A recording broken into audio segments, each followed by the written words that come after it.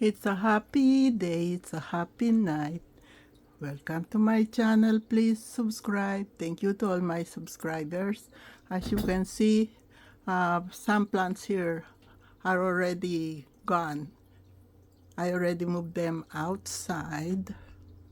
Andito na po sila sa labas. Yan yung sa may hagdanan namin. Yan yung sa may bay window. Yung aking monstera, naiwan doon yung monstera albo, yung may puti-puti ang dahon.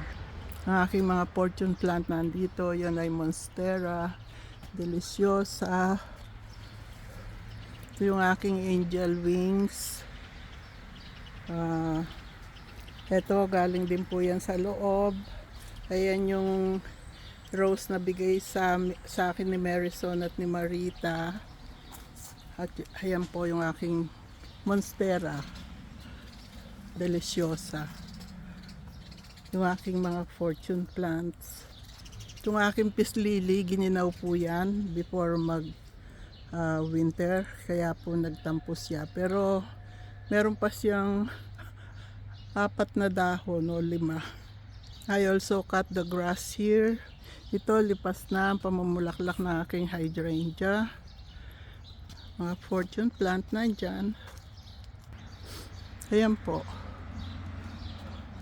Pag may time pa ako, lilinisin ko yung aming kotse. Ayun. Pero pag umulan, hindi. Pinapanalangin ko umulan ng malakas. Paulanin mo po ng malakas para madiligan yung ating mga halaman. Please po, paulan po ng malakas. Ayun, may bulaklak na ako dito. Mabango po ito. Amoy puto siya. Puto. Ang bango niya. Amoy puto. Kakagutom. Ito po ay rose din. Pitimini. Maliit na roses. Dito roses pa lang ang lumilitaw. May mga bulaklak pong lulusot dyan. Lilinisin ko pa itong aming backyard. Siguro pagka sinipag na naman ako. Yung sibuyas na tumutubo, ayan o. Ito pala aking mga hydrangea. Yung nasa harapan, azaleas yun. Ito po pala aking hydrangea. Ay, oo, hydrangea. That's our front door. Yan, mamumulaklak na rin yung mga yan. May bulaklak na doon, ayun. Lumagpas ka na sa property natin.